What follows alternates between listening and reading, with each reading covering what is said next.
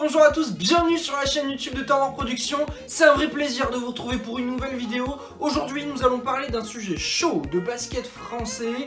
Comme vous le savez bien évidemment, le confinement implique que nous ne pouvons pas retourner dans des salles de basket. Nous ne savons pas quand nous pourrons revenir voir du basket en vrai dans les salles.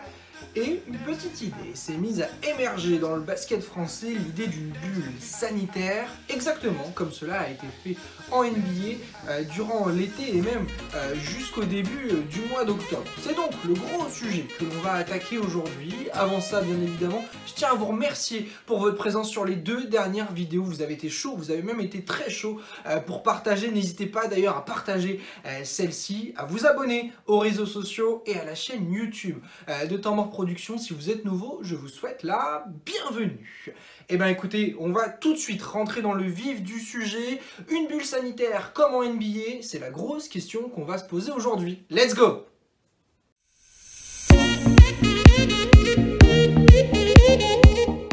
Vous avez peut-être eu le plaisir de la suivre, la fameuse bulle dont on a tous parlé du côté du championnat américain, du côté de la NBA, qui avait débuté le 31 juillet avant de se terminer au courant du mois d'octobre après les finales NBA. Tout simplement, une bulle sanitaire avait été organisée à l'époque du côté de la NBA pour pouvoir assurer, pour pouvoir terminer la saison sans avoir à se soucier de cas de Covid ou que sais-je. Here comes Powell. Powell with Smart defending. Oh, it's blocked by Smart. What a play.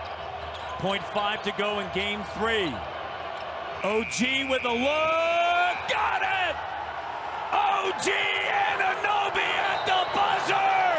À l'époque, cela avait représenté un investissement de 190 millions de dollars pour la NBA. Ouais, exactement. Je vois ta réaction derrière ton écran. Incroyable. Gros investissement. Mais en soi petit à l'échelle de la NBA.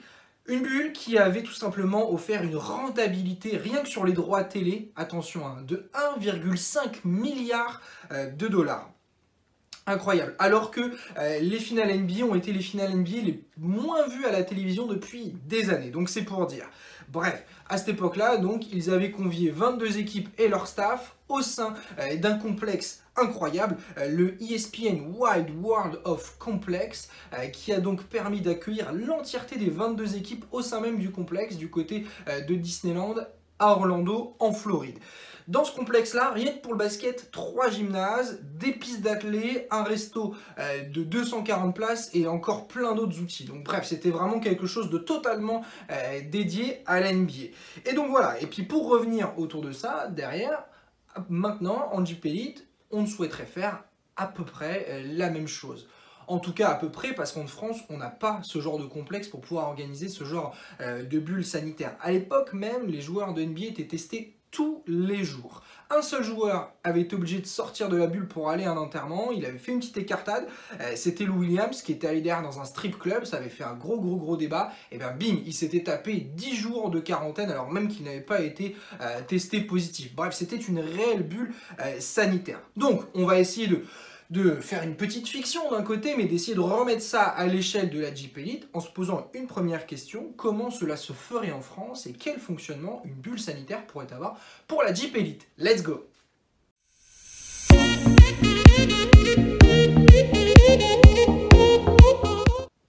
Bien évidemment, à l'heure où on parle, il n'y a pas de fonctionnement réellement écrit pour la JP Elite et une potentielle bulle, puisque cela a été mis sur la table par le directeur exécutif de l'AS Monaco, Oleksiy Yevimov, qui a parlé donc du fait que Monaco était prêt à pouvoir accueillir la bulle sanitaire si elle devait s'organiser. Alain Béral a d'ailleurs réagi en disant que c'était une option sur laquelle effectivement la Ligue pourrait potentiellement pencher. Donc, parmi les potentiels organisateurs de cette bulle sanitaire, il y aurait d'abord Monaco qui s'est donc présenté comme le candidat premier.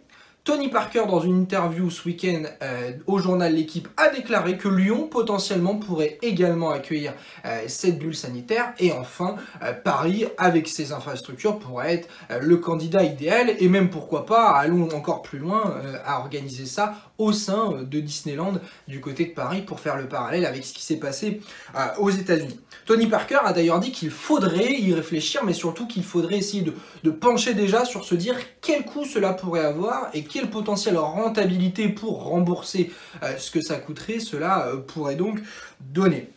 L'Euroleague y a également pensé avec donc une idée de bulle qui pourrait se dérouler dans un pays d'Europe, dans une ville même qui jouerait déjà dans l'Euroleague. Pour l'instant, l'Euroleague se déroule de manière relativement normale, avec certes des reports, mais voilà, les pays peuvent voyager les uns avec les autres, donc les clubs peuvent se rencontrer, mais dans le cas de pouvoir éviter tous les cas et que tout simplement les rencontres se jouent avec toutes les équipes, l'Euroleague pense également à une bulle sanitaire. Mais bien évidemment, ça impliquerait d'avoir des complexes qui pourraient organiser une réelle bulle. Qui dit bulle sanitaire, dit pas qu'on peut rencontrer n'importe qui. Au contraire, c'est vraiment une pure bulle sanitaire où en fait, les joueurs et les staffs sont entre eux et ne rencontrent personne du monde extérieur. Aujourd'hui, en France et même à Monaco, finalement, personne ne pourrait réellement accueillir ça. Il faudrait l'adapter donc au monde français et faire ça dans plusieurs hôtels par exemple, mais ça impliquerait quand même de pouvoir avoir du monde. Donc, c'est ça aussi qui pose question. Est-ce qu'en France, on a les infrastructures pour pouvoir organiser une bulle sanitaire? C'est vraiment une grosse question. Et même d'ailleurs, en NBA, cela avait été très dur psychologiquement pour certains joueurs qui s'étaient exprimés sur le fait qu'ils ne pouvaient pas voir leur famille, pas voir leurs enfants, rien du tout. C'est vraiment chacun entre eux. Alors, en France, on ne serait pas sur une bulle de 2 mois et demi comme ça avait été le cas du côté des États-Unis, même 3 mois. On serait peut-être sur des courtes bulles de 10 jours, 15 jours pour pouvoir peut-être terminer même la phase aller ou alors faire la phase retour. Mais ça, entre guillemets, en termes de fonctionnement, c'est quelque chose qui pose réellement question. Le deuxième point, et là on va s'y intéresser, c'est la question économique. Est-ce que cela économiquement serait faisable? On en parle, let's go!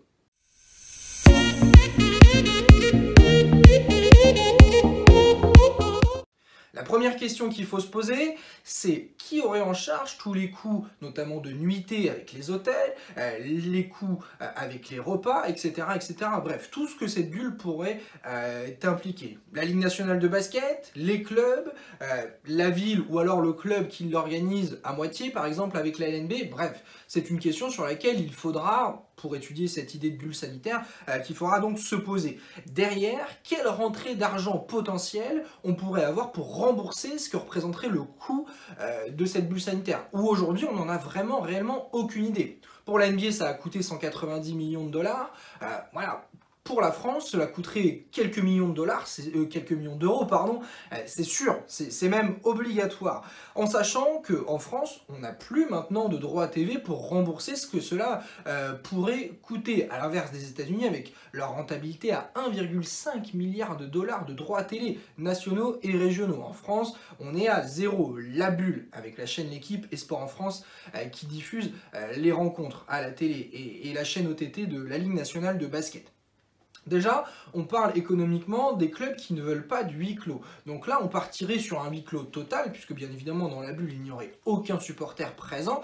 Déjà, ce serait très compliqué de faire rentrer la presse.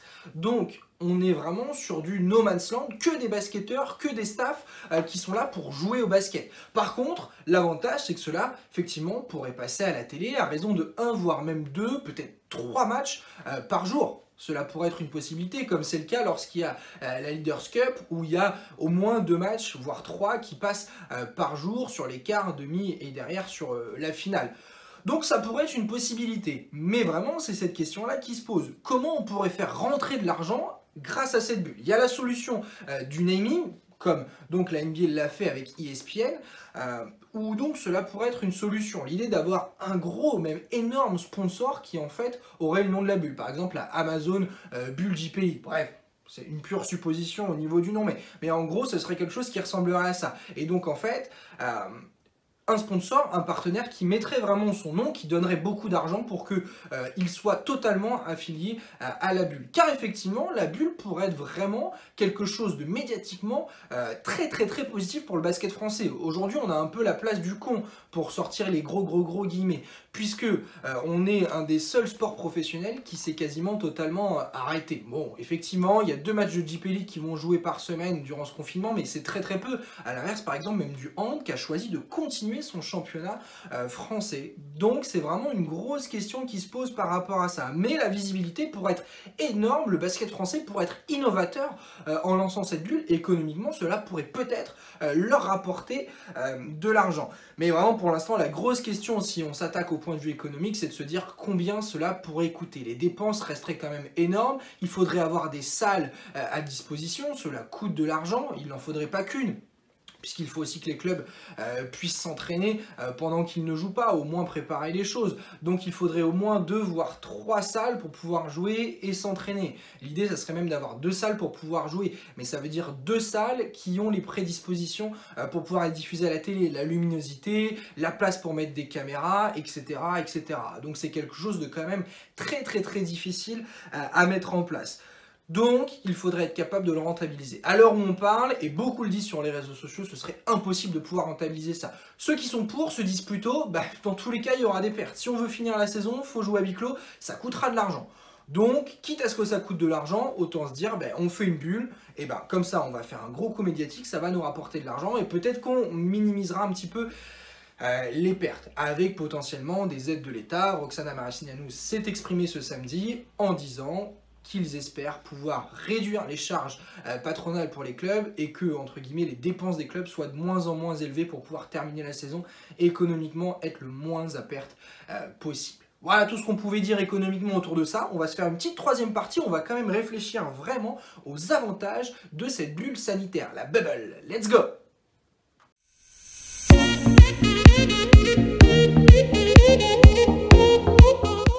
Comme je le disais, donc, la bubble, la bulle pourrait être médiatiquement un coup de projecteur énorme sur le basket français.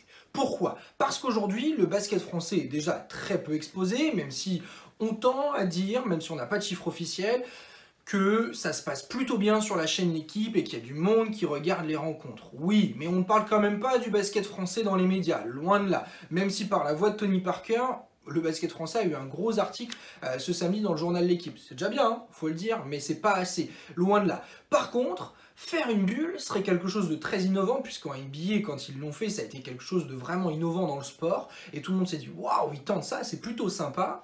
Donc, le faire pour le basket français, même pour le sport français, ce serait quelque chose de fou, puisque personne au final n'y a pensé, que ce soit le foot, le rugby, le basket du coup, ils reportent tous leurs matchs à cause des cas de Covid. Là, il n'y aurait quasiment plus de cas de Covid, puisqu'ils seraient tous ensemble avec que des gens négatifs. Donc ça pourrait quand même se réfléchir et ça pourrait être quelque chose d'intéressant dans le sens où vraiment ça pourrait offrir quelque chose de fou pour le basket français et peut-être sur les saisons suivantes pour renégocier un contrat télé en ce que les diffuseurs puissent se dire « Oh bah tiens, c'est quand même plutôt intéressant le basket français, il y a des gens qui regardent et médiatiquement ils essayent d'innover. » Donc voilà, le basket se proposerait en précurseur et en innovateur, ce que le basket n'a jamais été depuis des années. Donc pourquoi pas?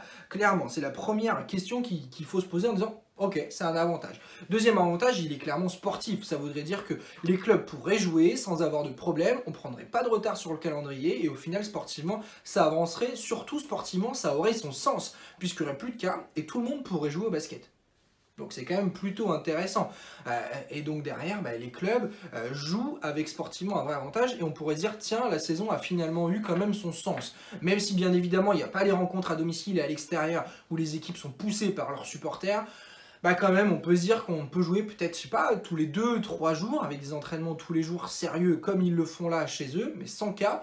Donc ça pourrait quand même être super intéressant. Donc sportivement, il faut le dire, ça peut quand même avoir son sens. Derrière, les avantages pourraient être que ça pourrait pousser aussi l'État à offrir des aides au basket français en se disant, tiens, ils essayent de faire en sorte de pouvoir jouer. Ce que le ministère des Sports souhaite, que les clubs professionnels jouent. Là, on dirait, cool, la Jeep Elite, elle joue, la Jeep Elite innove, elle fait sa bulle, donc peut-être que l'État serait encore plus intéressé pour pouvoir aider le basket français. Et puis le dernier point, c'est bien évidemment que avoir du basket tous les jours à la télé, ça peut séduire carrément. Ça veut dire que pour les diffuseurs, même il y a peut-être de nouveaux diffuseurs qui se diront tiens, nous on veut bien diffuser du basket tous les jours, ça va forcément attirer du monde, donc ça pourrait être carrément super intéressant.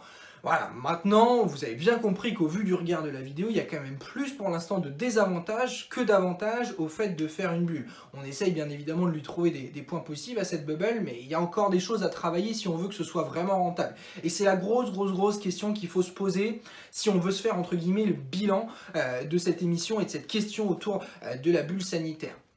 Si économiquement cela est avantageux, pourquoi pas, faut bien se lancer dans une bulle et entre guillemets tester qui ne tente rien n'a rien. Par contre, si on se rend compte que économiquement c'est clairement pas avantageux et que dans tous les cas les clubs seront à perte, mais que les clubs seront méga à perte, faut surtout pas le faire, loin de là ce serait carrément pas intéressant. Mais dans tous les cas, le huis clos va forcément impliquer des pertes. Si jamais on peut reprendre le championnat à peut-être 1000 personnes dans les tribunes, il y aura des pertes. Donc la question va dans tous les cas venir à se poser. Et c'est là-dessus qu'il va falloir être capable de réfléchir dans les semaines à venir pour les dirigeants du basket français et même pour les clubs qui vont devoir se positionner par rapport à cela.